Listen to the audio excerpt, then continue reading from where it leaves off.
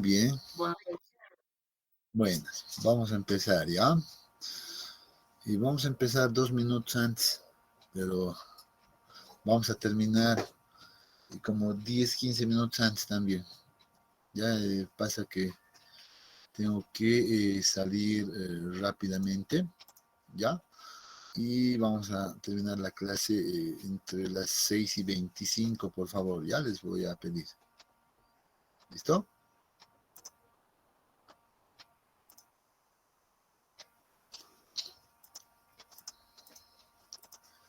¿Y dónde estamos? A ver, ops.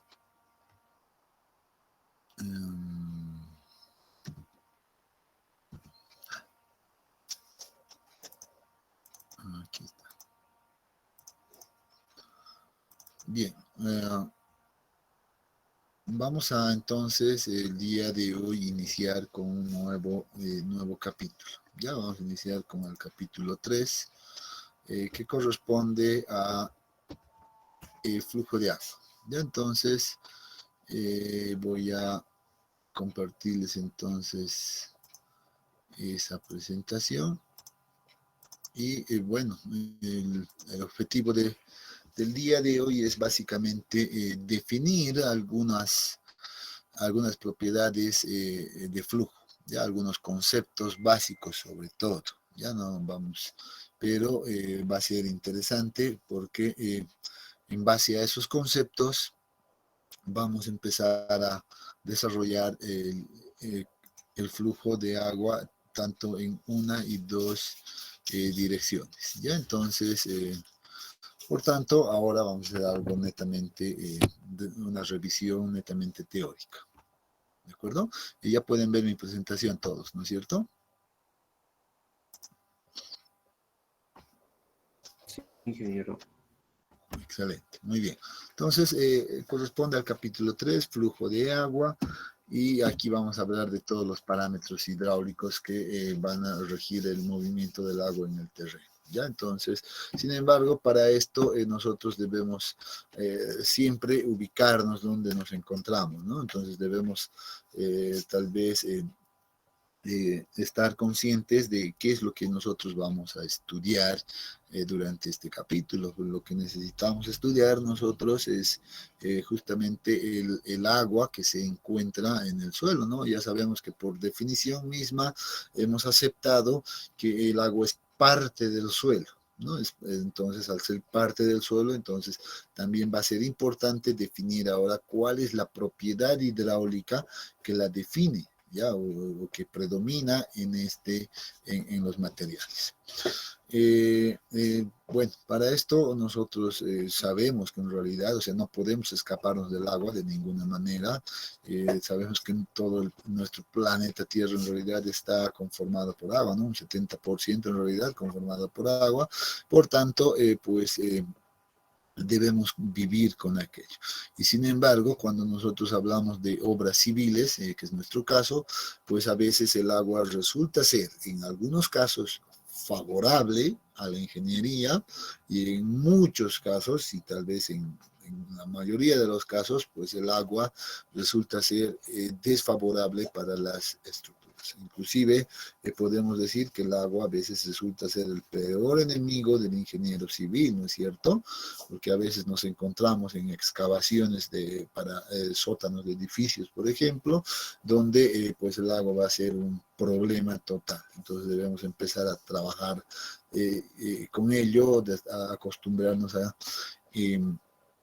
manejarlo el agua. Y para manejar adecuadamente el agua, ya para estudiarlo, necesitamos definir algunas propiedades o parámetros del agua, ¿no? Recuerdan que al inicio de la asignatura hemos hablado de algunas propiedades hidráulicas, ¿no es cierto? Entonces, en este capítulo vamos a conocer esas propiedades hidráulicas, cómo se las determina y en qué manera, pues, afectan al comportamiento del suelo. ¿Ya? Entonces, en ese sentido, pues empecemos a definir algunos conceptos básicos, recordando inicialmente cuál es el ciclo hidrológico, por ejemplo,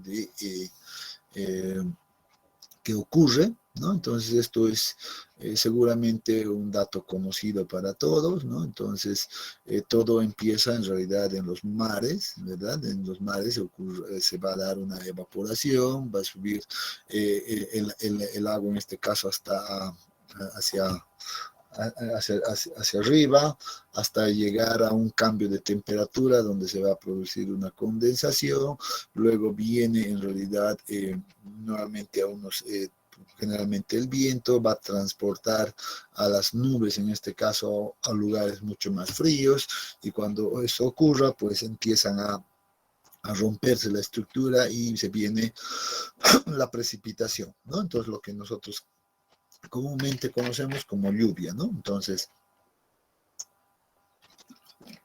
cuando se da ese proceso, cuando se da la lluvia, en este caso, pues van a ocurrir tres cosas, ¿no? Tres fenómenos. Una parte de esta precipitación, por lo general, pues circula sobre la superficie del terreno. Una parte de este mismo, de esto, pues se evapora ese mismo momento por el cambio de temperatura, y una tercera parte pues ingresa en el suelo, ingresa en el terreno, a la cual denominamos infiltración, ¿no? Entonces esto puede ingresar hasta grandes profundidades, ya a grandes profundidades, y lo que va a lograr en ese momento es, seguramente todos ya estamos familiarizados con esto, va a llegar a saturar a la muestra, al suelo, ¿no? Y cuando el suelo se encuentra saturado, pues se va a ir formando, en este caso, una línea de control, que ahora la vamos a denominar, por ejemplo, como nivel freático. Y este nivel freático es importante conocer, pues, en la superficie. Vamos a definirlo, porque es importante, vamos a indicar también aquello, ¿no? Entonces, pero inicialmente ahora, simplemente a modo de contexto general, pues vamos a recordar que el agua que se infiltra en el suelo satura los vacíos de este suelo, y cuando está saturado, pues se va formando una línea denominada línea freática, ¿no? O nivel freático, que es esto, ¿no? Entonces, en ese sentido ya podemos sospechar que todo el suelo que está por debajo de esta línea freática se considera como suelo saturado, y probablemente el material que está por encima pues va a estar en una condición húmeda, ya, seguramente, ¿no? Distinto a la saturada. Y se dice, y el principio fundamental que también debemos recordar en este punto, es que cuando los poros se saturan de agua, pues se empieza a dar el movimiento del agua. O sea que el agua va a empezar a moverse en el terreno, ¿no? Entonces se va a empezar a mover, obviamente, de una zona que tenga una altura de carga seguramente elevada a zonas de menor altura. Y ahí, según obviamente la descripción teórica, pues esto va a retornar nuevamente a los mares. Y esto es un ciclo, ¿no? Entonces nuevamente, de alguna manera, a través del suelo, pues va a ir ya sea a los lagos o va a ir a los mares también, ¿no? Entonces nuevamente se repite ese proceso, ¿no? Entonces, eso es lo que representa en realidad el ciclo hidrológico, ¿no? Solamente para entender. Nosotros en esta asignatura, pues no vamos a ver a qué velocidad se infiltra, no vamos a ver cuánto se evapora, sino más bien nos vamos a concentrar en cómo se mueve el agua en el terreno. Eso es lo que nos interesa a nosotros en esta asignatura, saber cómo se va a mover. Bueno, ya sabemos que se va a mover cuando el suelo está saturado, para empezar, ¿no? Si el suelo estaría húmedo, pues no va a haber movimiento del agua, probablemente. Una primera conclusión, ¿ya? Entonces, con esto, pues, debemos empezar a realizar ciertas definiciones, ¿no? Entonces, vamos a retomar un poco y vamos a hablar del agua que ingresa en el terreno, que se infiltra en el terreno. El agua que se infiltra en el terreno recibe el nombre de agua subterránea. Ese es el nombre que se le asigna a aquello, ¿ya?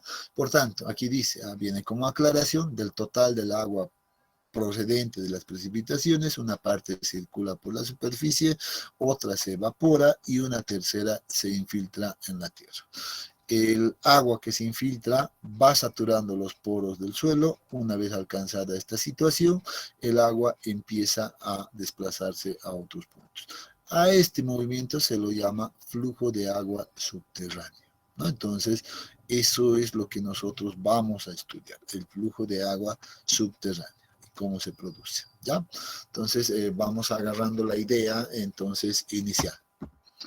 Bajo esa idea, pues algo que ya habíamos visto anteriormente, debemos definir al nivel freático, ¿no? Entonces ya hemos visto qué es el nivel freático, ¿no? Entonces, aclarando acá, dice el agua que se infiltra en el suelo desciende hasta grandes profundidades, sin embargo, en algún momento el agua se detiene. ¿Cuándo se va a detener? Seguro cuando los poros del suelo ya van a estar llenos de agua, ¿no? Debido a que la presión del agua en los vacíos del suelo alcanza un equilibrio con la presión atmosférica. Este es un principio bastante útil y bastante interesante que vamos a utilizar. Este concepto lo vamos a utilizar bastante, ¿ya? Por otro lado, dice, algunos definen al nivel freático como el lugar geométrico donde la presión del agua es igual a la presión atmosférica. Misma idea, ¿no? Entonces, en otras palabras, es una línea, como la que hemos visto en la gráfica anterior. Es una línea que me va a definir, o básicamente, o más bien va a indicar que en ese o en cualquier punto de esa línea, ¿no es cierto? En cualquier punto de esa línea, pues la presión generada por el agua va a ser igual a la presión atmosférica. ¿Ya? Entonces vamos a definir justamente ese detalle en esta gráfica. Nos vamos a apoyar en este esquema que ha sido extraída de su texto base, por tanto la tienen también ustedes ahí seguramente con una explicación tal vez un tanto más amplia, ¿ya? Bueno, nos vamos a concentrar en esta línea, ¿ya? En esta línea de acá que define al nivel freático, ¿no? Entonces, puede ser una línea horizontal, puede ser una línea variable, etc. Sin embargo, un símbolo que se le asigna al nivel freático, por lo general es característico de utilizar esta especie de triángulo invertido, ¿no? Entonces, cuando uno ve este símbolo, pues la debe asociar rápidamente con el nivel freático.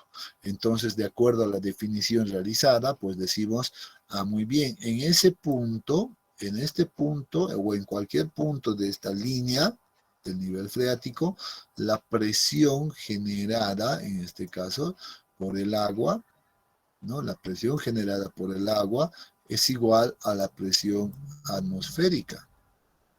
La presión atmosférica, y si vamos a darle algún valor, vamos a decir, este es igual a 0 kilopascales. Ya sería igual a 0 kilopascales.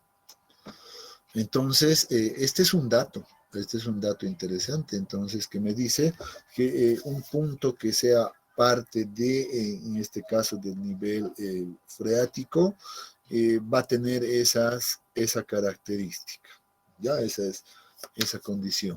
La presión va a ser igual a 0, la presión del agua. Por otro lado, el nivel freático pues está cumpliendo también la función de separar ya a los suelos saturados de los suelos no saturados, para lo cual nosotros denominamos por lo general que esta zona que está encima del nivel freático pues se denomina como zona badosa, ¿no? Y aquí vamos a hablar de aguas badosas, o también conocido como aguas badosas. Y lo que está por debajo de esta línea del nivel freático, pues se denomina zona saturada o también zona freática. Por tanto, el agua que está por abajo es considerada como agua freática. Nuevamente, ya esto es importante. Aquí está todo saturado. ¿Ya? Está todo saturado Aquí es no saturado, o si quieren húmedo, ¿no? No saturado.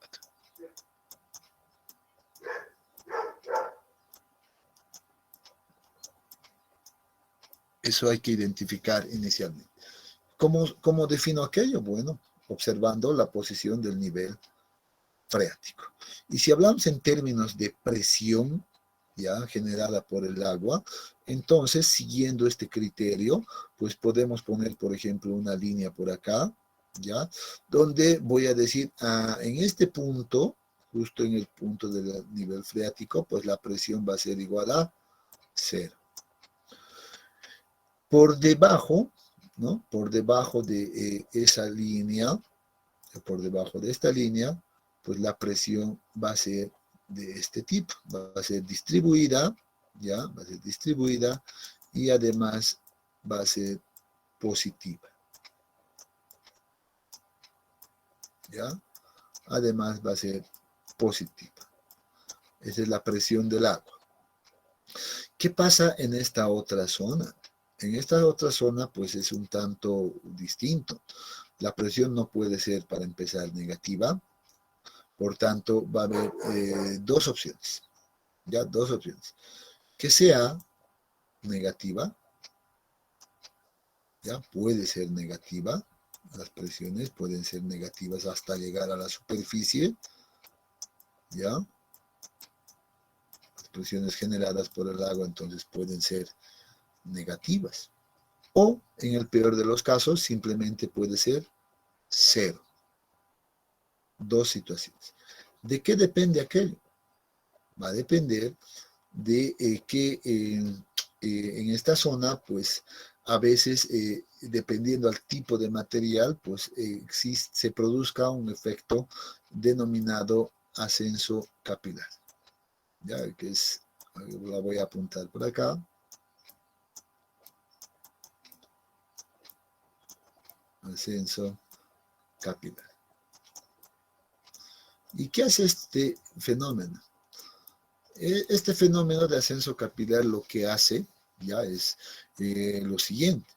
Si bien el agua está tratando de bajar hacia abajo, saturando a todas las partículas, los vacíos, una vez que se llega a esta condición de estable, pues si existiera este ascenso capilar, pues se dice que va a tender a llenar los vacíos de este poro, pero también, con un efecto de succión, o sea, como que va a intentar succionar a las partículas y moléculas del agua hacia esta dirección, ¿ya?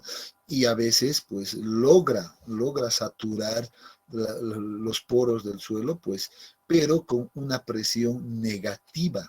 A la presión negativa también se la conoce con ese nombre de succión, ¿no? Entonces, como es un efecto de succión, entonces, en ese caso, pues, estas presiones deberían de ser negativas, ¿no?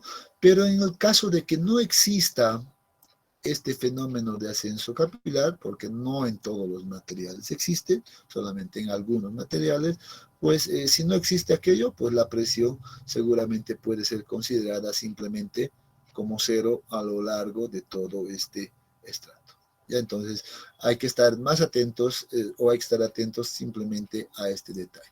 Más adelante vamos a un poquito desglosar al respecto de este fenómeno de ascenso capilar. Pero sin embargo, ahora debemos entender que la presión del agua o puede ser positiva, algún caso puede ser negativa, dependiendo de este caso, o simplemente puede ser cero, mantenerse todo constante e uniforme en esta zona. Ya entonces es una información muy útil que me está dando el nivel freático. Vean que el nivel freático está cumpliendo ese rol de dividir a la zona freática de la zona vadosa. En la zona vadosa puede ocurrir este detalle. Ya vamos a hablar un poquito más adelante de qué depende esto también. ¿Ya? Bien, de momento entonces nos quedamos con esto. ¿Ya? Zona saturada, zona no saturada. ¿Quién define el nivel freático? las presiones siempre van a ser positivas acá, en la zona saturada. En la zona no saturada puede ser negativo o puede ser simplemente cero. Conclusión de esta imagen. ¿Ya? Espero que esté quedando claro. ¿Eso ha quedado claro, jóvenes? Sí, ingeniero, todo claro. Ya, muchas gracias. Ya, entonces, si hay algo que, digamos, no esté siendo muy claro, siempre yo les pido que me interrumpan, no hay problema, ¿ya? Pero la idea es de que siempre se vayan aclarando todos los detalles. Entonces, hemos visto la importancia de la definición del nivel freático. Y esto en la geotecnia es muy importante, es muy útil, por cierto, ¿ya? Entonces, vamos a ahora continuar definiendo ahora algunos conceptos que también son muy útiles. Y estos conceptos sí les voy a pedir que la anotemos muy bien, porque van a ser conceptos que nos sirven, y no solo para este capítulo, sino para el siguiente capítulo también se trabajan con estos conceptos que vamos a ver ahora. ¿Ya? Concepto de carga. Este concepto de carga es una idealización en realidad, ya que se la realiza a partir de la hidráulica. Ya, porque si hablamos de movimiento de agua, y si hablamos de agua, pues seguramente debemos asociar rápidamente con la hidráulica, ¿no? La hidráulica 1 en este caso. Entonces, vamos a utilizar varios conceptos de la hidráulica que las vamos a adecuar en realidad a los conceptos de suelo. O sea, no quiero decir que nos vamos a salir de los principios, sino que el principio fundamental de la hidráulica va a mantenerse bien definido, pero va a ser adecuado simplemente a partir de este concepto de carga a los materiales como los suelos. ¿Sí? Entonces, para aquello, inicialmente, pues vamos a indicar lo siguiente, ¿ya? Aclarando un poco, el concepto de carga permite, dice, expresar la energía, ¿ya? Porque cuando hablamos de movimiento de agua, hablamos de energía, ¿no? Que se va a desarrollar, pero en este caso la vamos a llevar, dice, a unidades de longitud. No vamos a trabajar en joules ni ninguna unidad de energía. Y para aquello, pues siempre nos basamos en estos conceptos básicos de la hidráulica. En la hidráulica, cuando uno estudia en realidad el flujo de agua que pasa a través de un tubo, como es este caso, pues recuerda pues algunos conceptos de energía, ¿no? Energía cinética, energía de velocidad, energía potencial, que seguramente recordará y que hacía a la ecuación de Bernoulli, ¿no? Entonces, vamos a basarnos en este principio, nos vamos a basar en este esquema, ¿ya? Sin embargo, vamos a incorporar algunos accesorios muy particulares que nos van a ayudar a definir ciertas cosas.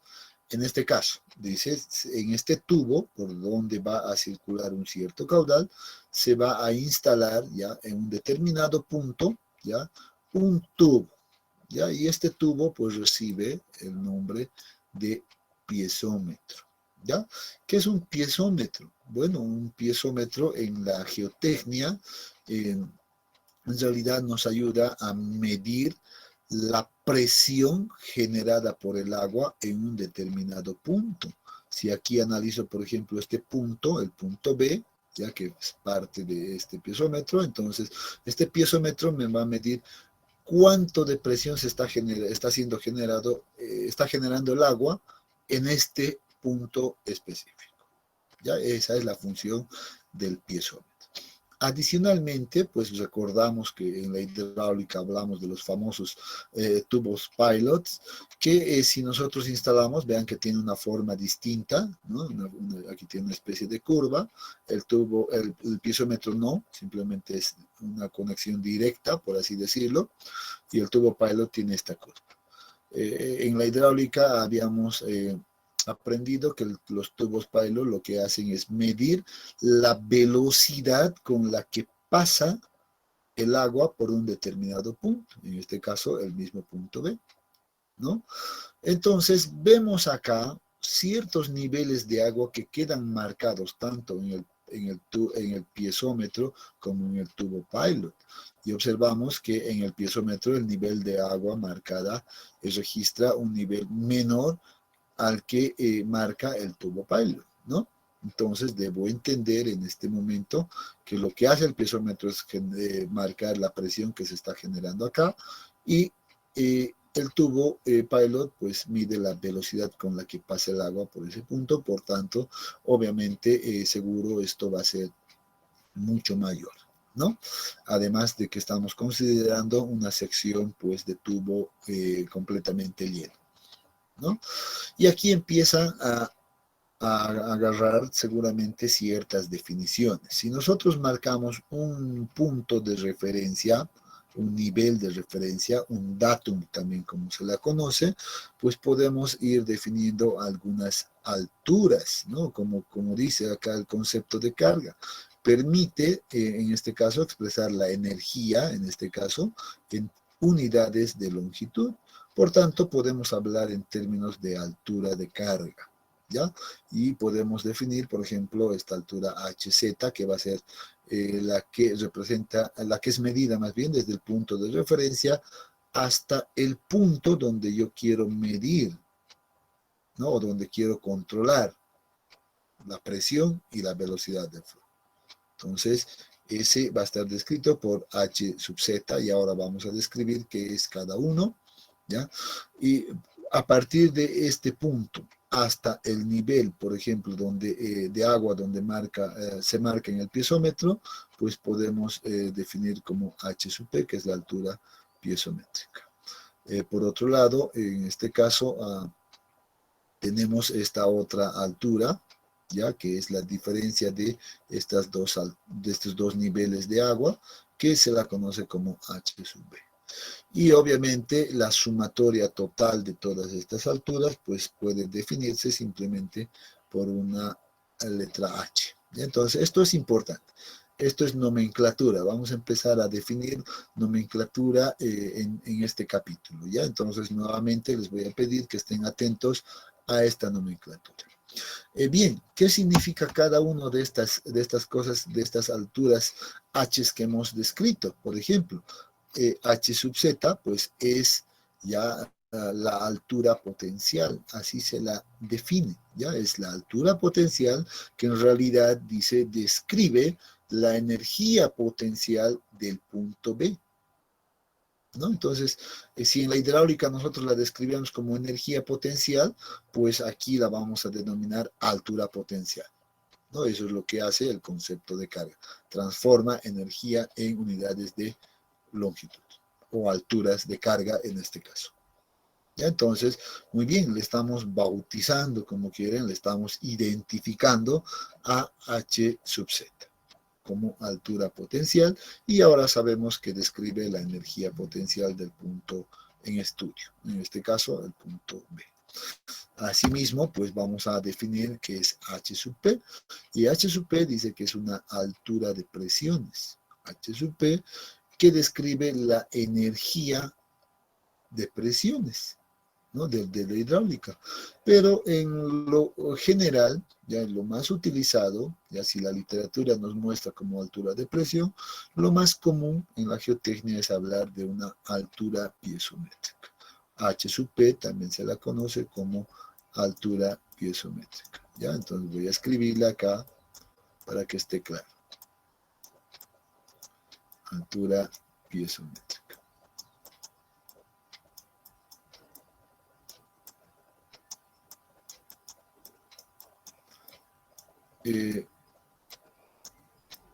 Ya entonces, de aquí en adelante, lo más probable ya es que estemos hablando todo el tiempo de alturas piezométricas. Entonces, es importante también conocer esta nomenclatura. ¿Ya? ¿Qué es H sub B? H sub B, en este caso, pues es la altura de velocidades, que dice, que describe a la energía cinética del punto B. ¿Ya? Entonces, ¿no? Siempre relacionando o recordando un poquito esos conceptos de la hidráulica, ¿no? De la hidráulica 1 en este caso. Entonces ya conocemos a las tres alturas que se habían definido acá y debemos ahora también conocer a esta altura H. En este caso H simplemente va a ser una altura, se la conoce más bien como la altura total de carga, H, que es la sumatoria obviamente de las tres alturas y seguramente la ecuación pues puede definirse de esta manera. Si estamos haciendo como que la sumatoria de tres componentes de energía o análogo a aquello, seguramente todos recordarán que esto no es más que la ecuación propuesta por Bernoulli, ¿no? La ecuación de Bernoulli. Pero ahora nosotros vamos a hablar y lo vamos a expresar en términos de alturas de carga y estas las vamos a utilizar bastante, ¿ya? Pero vean que hemos hecho eso siempre con base a la teoría de la hidráulica misma, ¿ya? Entonces, a partir de ahora, conceptos que estamos introduciendo, piezómetro, altura potencial, altura piezométrica, altura total de carga, ¿ya? Y altura de velocidades también, ¿ya? Pero vamos a ver que esto nos vamos a olvidar ahora. En el siguiente slide, por ejemplo, vamos ahora a llevar ese mismo concepto pues a una pequeña porción, por ejemplo, de suelo, ¿no? Entonces, muy bien, si yo en este caso, pues digo, voy a analizar, voy a instalar un piezómetro ahora en un determinado punto nuevamente, ya puede ser un punto B, si quieren nuevamente, ya voy a hablar del mismo punto, ya, pero en este caso ya estamos hablando de un suelo, no de un tubo lleno, ¿no? O un tubo vacío, o a sección llena, como se dice, ¿no? Entonces estamos hablando del suelo. Entonces, ¿cuál es la característica en este caso? Pues si yo trato de hacer que el agua fluya a través del suelo, pues nos vamos a encontrar con ciertos inconvenientes, ¿no? Primero, que el agua no va a pasar a través de las partículas sólidas, sino que va a circular simplemente a través de los vacíos o los poros en este caso y va a llegar seguramente hasta el punto B. Vean, puede seguir esa trayectoria o puede seguir otra trayectoria, no sé, yo simplemente he colocado una trayectoria, pero vean que el recorrido no va a ser directo. No es directo, sino que va a tener obstáculos en este caso. Al tener obstáculos, seguramente las condiciones en relación al tubo que acabamos de ver anteriormente, pues van a cambiar, ¿no? Bien, entonces en ese sentido dice, muy bien, si yo instalo un piezómetro en este punto B, pues el piezómetro va a marcar un cierto nivel porque aquí se va, el agua que está circulando, pues va a generar una presión en este punto B.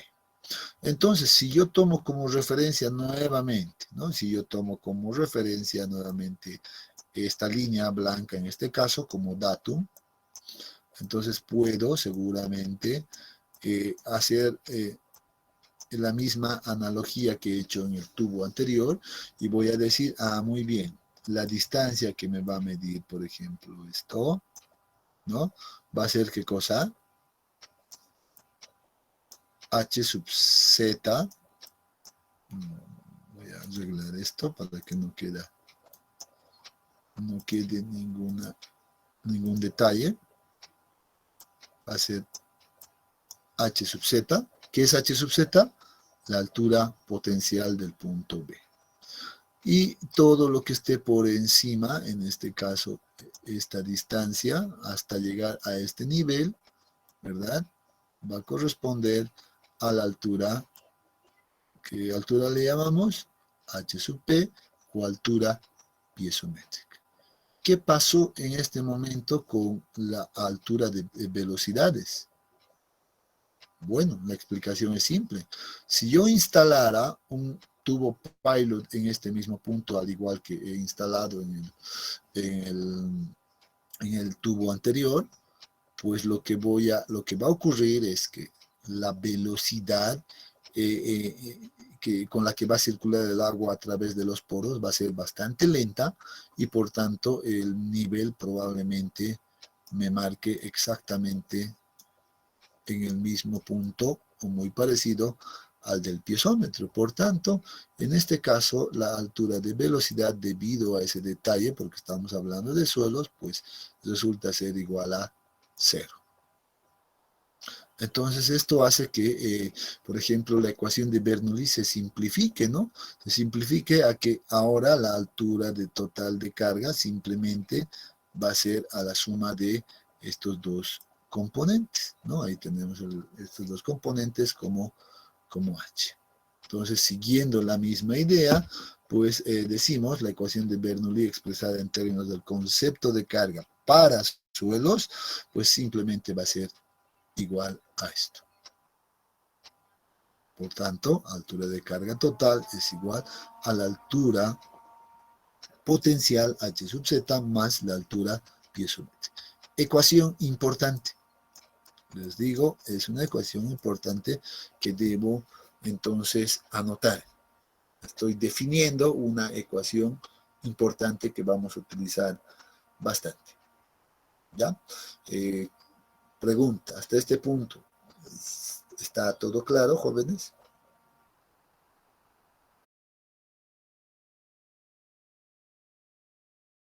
¿Sí o no? ¿Sí? Estamos solo Sí. definiendo. Sí, por Sí, ahí jefe. escucho. Todo claro, muy bien, excelente, ¿ya? Por eso les había dicho al inicio, pues ahora esta clase vamos a hacer netamente conceptual. Vamos a definir varias cosas, vamos a definir algunas propiedades, vamos a definir nuevas variables, en este caso, como lo estamos haciendo, ¿no? Y vamos a trabajar luego en función a aquello. Muy bien, entonces ven que la ecuación de Bernoulli pues ha quedado reducido y debo conocerla entonces de esa manera. Y a partir de este concepto entonces, este concepto de carga que acabo de definir, voy a ahora hablar de algunas otras condiciones, algunos otros parámetros, no son parámetros, algunas otras definiciones, en este caso, como es el concepto de pérdida de carga, ¿no? Nuevamente, este concepto de pérdida de carga seguro ya ha sido estudiado en la hidráulica, ¿no? Entonces, el concepto mismo acá es muy parecido, es análogo, para lo cual yo puedo, en este caso, utilizar este mismo esquema, ya con la diferencia de que seguramente puedo instalar no solo un piezómetro, sino que, ¿qué les parece si ahora nosotros instalamos otro piezómetro, por ejemplo, en este punto? ¿No? Entonces, estamos instalando otro piezómetro en ese punto, tenemos un piezómetro instalado en este punto, le podemos llamar, por ejemplo, a este un punto A, ¿ya? Este va a ser nuestro piezómetro A, y este va a seguir siendo nuestro piezómetro B, ¿no? Entonces, ya conociendo en este caso los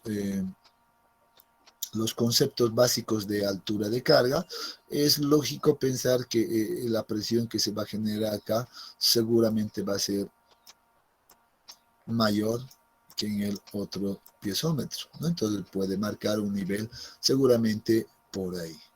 Y si tomo como referencia nuevamente esta línea de acá, como un dato, entonces puedo definir fácilmente pues varias cosas, ¿no? Entonces voy a tener, por ejemplo, primeramente esta distancia que va a ser igual a la altura potencial, pero que le corresponde al punto, me parece más P, ¿no? Está un poco mal esto. Voy a cambiar todo, ¿ya? Este va a ser una altura, en este caso, ya potencial, ya es una altura potencial, pero que le corresponde al punto A. Lo mismo, para este otro piezómetro, seguramente, pues, que esta distancia de acá resultaría ser la altura potencial que le corresponde al punto B. ¿no? Entonces ya he definido sus alturas potenciales y también puedo definir fácilmente pues las alturas piezométricas, ¿no? Sé que es esta distancia acá, sé que acá también va a ser esta distancia. Bueno, no me salió tan recto, pero la idea es entender la altura potencial, en este caso, que le corresponde al punto B, y aquí tenemos la altura potencial, perdón, altura piezométrica, que le corresponde al punto A, ¿no? Y también puedo definir rápidamente pues la altura total de carga para el punto A, ¿no? Y entonces voy a decir, esto es igual a H de A, y a este otro lado también voy a definir lo que corresponde a la altura total de carga H sub B, ¿no es cierto? Entonces esto ya lo sabemos, ya lo hemos visto dos veces o dos slides antes, ¿no es cierto? Entonces tenemos ya este detalle y a partir de esto podemos definir a la pérdida de carga. ¿Cómo se define la pérdida de carga? Pues aquí está, recordamos la hidráulica y dice la diferencia entre las alturas piezométricas de los puntos A y B, en este caso, indican la magnitud de la pérdida de carga, expresada en términos del concepto de carga a lo largo de la distancia L. ¿Cuál es esa distancia L? Muy bien, entonces esa distancia L es esta línea entre el punto, voy a utilizar otro color, mejor, voy a utilizar este de acá, ya, entonces esta distancia es L, ¿no? Entonces, bueno, ¿cuál es la diferencia? La diferencia de altura, pues, va a ser seguramente esta. Esta es la diferencia de alturas, en este caso, piezométricas, ¿verdad? O de niveles de agua en los piezómetros. Es el piezómetro A, piezómetro B. Por tanto, según esta definición, esta diferencia sería igual a delta H, ¿no? Entonces, esa es la pérdida de carga que se produce en esta distancia L, porque el agua ha recorrido toda esta distancia, ¿no? De ahí para llegar de A hasta B, ha tenido que recorrer toda esta distancia. Entonces, la pérdida de carga se ha producido a lo largo de toda esa longitud. Entonces, si yo quiero todavía ampliar esta ecuación de delta H, de pérdida de carga, pues voy a decir, muy bien, ¿cómo defino esto? ¿Cuál es el nivel de todo esto? Pues siguiendo esta referencia, pues voy a decir, es igual a H, la altura total de carga que le corresponde al punto A, menos la altura, perdón, ya menos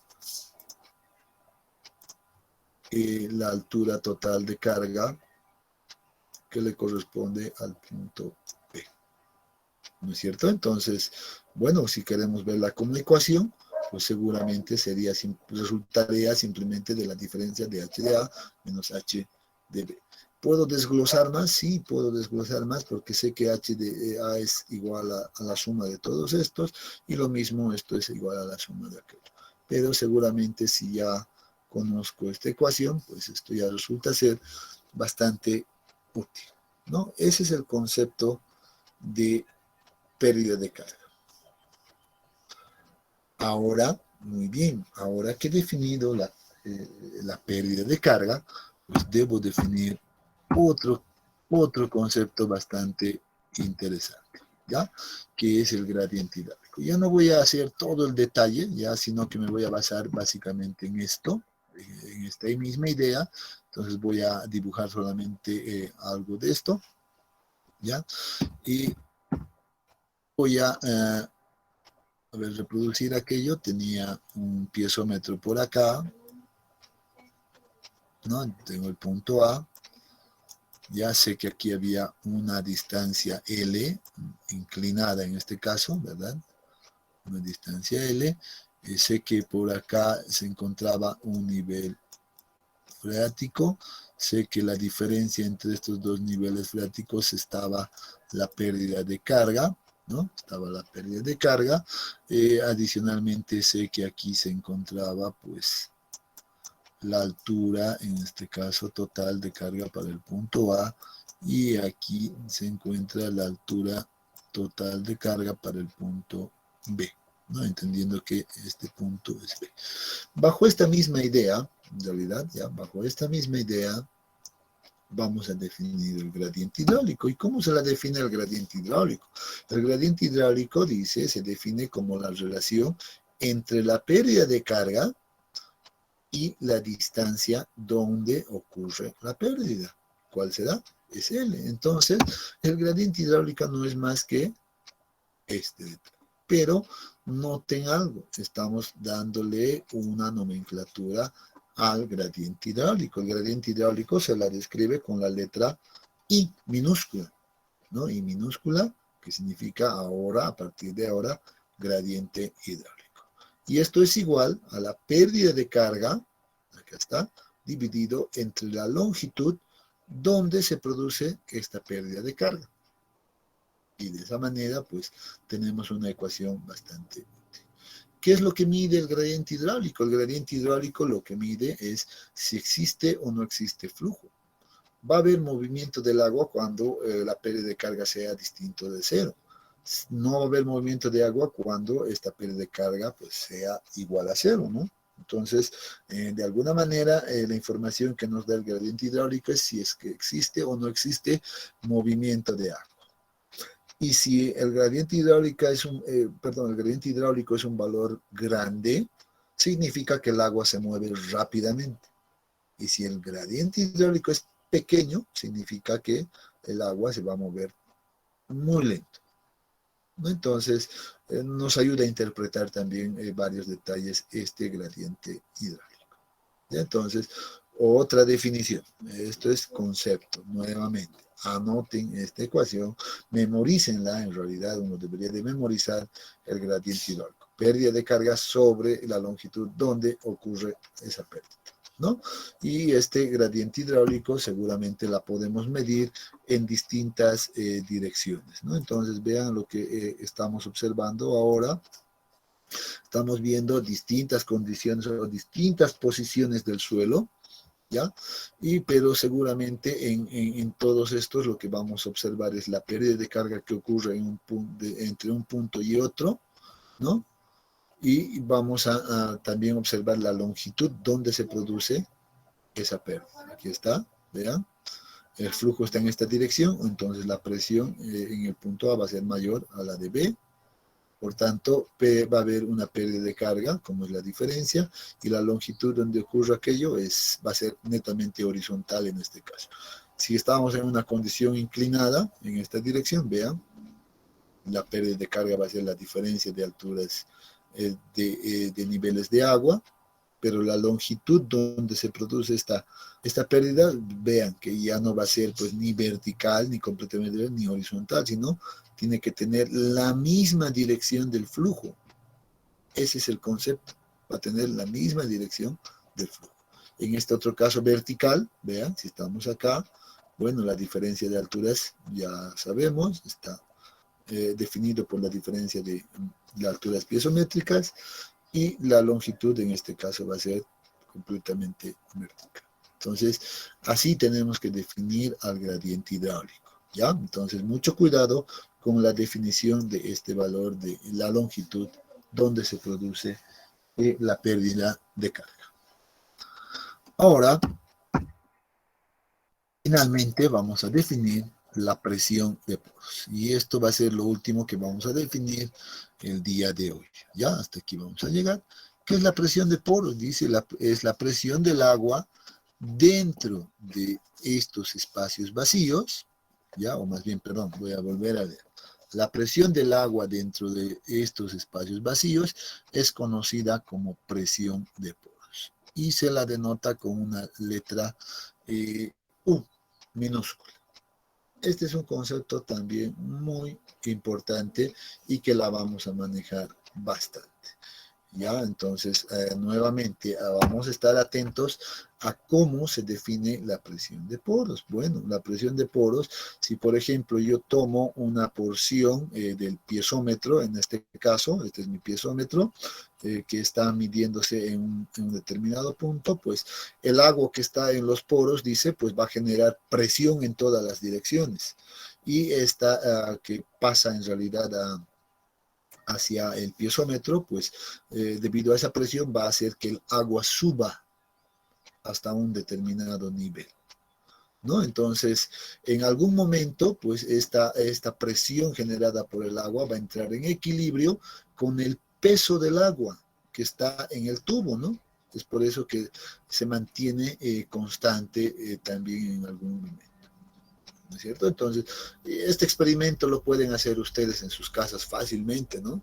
Uno puede agarrar, por lo general agarra una bombilla de las comunes, la puede introducir en un recipiente con agua o inclusive mezclada con suelo. Uno puede agarrar un suelo, la llena de agua y luego introduce, en este caso, esta bombilla, y van a ver que si hay alguna presión o hay algún movimiento adentro, pues el agua va a empezar a subir hacia la bombilla y en algún momento se va a detener, ¿no? Entonces, se detiene justamente cuando hay este equilibrio. Aquí está la presión de poros, ahora ya la conocemos, es una presión del agua, y la distancia que sube en realidad el agua hasta el nivel freático, ya sabemos que es la altura piezométrica, ¿no? Entonces es esta altura, y el peso que va a generarse acá, pues va a ser igual al peso del agua, en este caso, dividido entre, en este caso, la sección de nuestro piezómetro, ¿no? La sección transversal de nuestro piezómetro. Esto simplemente para definir las ecuaciones, ¿ya? Con esta idea, entonces nosotros vamos a decir, entonces debo igualar esta presión del agua, debe ser igual al peso del agua que está transmitiéndose acá. Entonces digo, la presión de poros va a ser igual al peso del agua en el piezómetro, ¿no?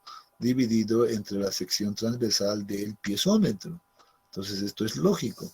Si nosotros hacemos la transformación ahora del peso del agua que está en el piezómetro en términos del peso unitario del agua, como lo hemos visto en propiedades índice, ¿no? Vamos a indicar seguramente que todo este valor va a ser igual al peso unitario del agua por la altura piezométrica por la sección del piezómetro nuevamente. Y en este caso, vean que esto se va a simplificar y me va a quedar que la presión de poros, ya para una condición saturada, pues simplemente resulta ser de multiplicar el peso unitario del agua por la altura piezométrica, ¿no? Entonces, esta es la ecuación, entonces, que me sirve para calcular la presión de poros en la zona saturada. Ahí está, altura piezométrica, H sub P, peso unitario del agua y presión de poros. ¿Qué pasa si me encontrara en una zona no saturada o en la zona badosa, como lo he dicho al inicio?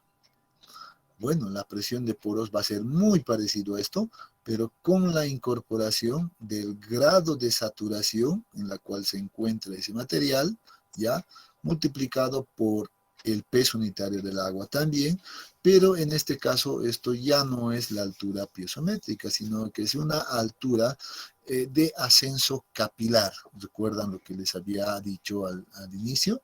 Es una altura que se mide entonces a partir del nivel freático. Aquí está la aclaración, grado de saturación del suelo en porcentaje, H es la elevación del punto respecto al nivel freático.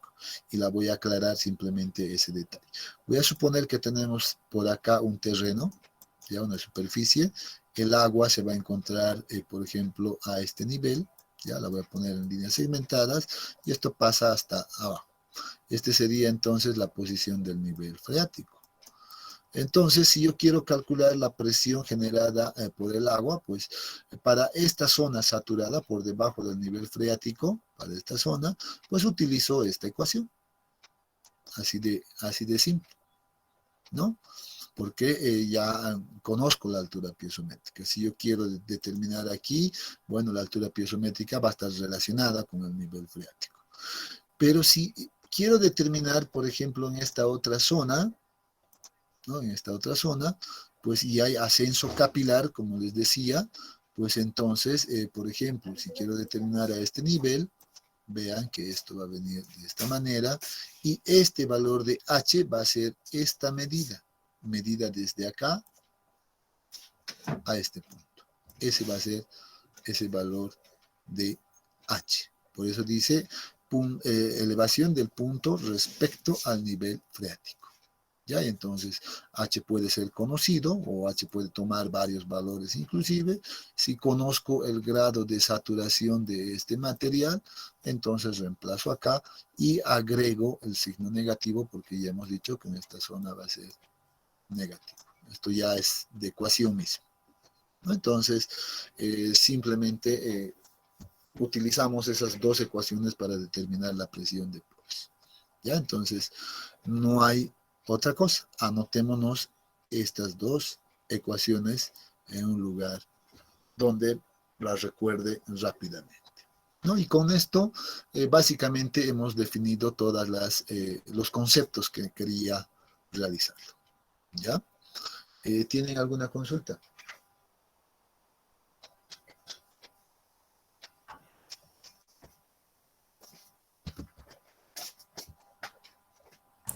Está claro, Inge. Muy bien.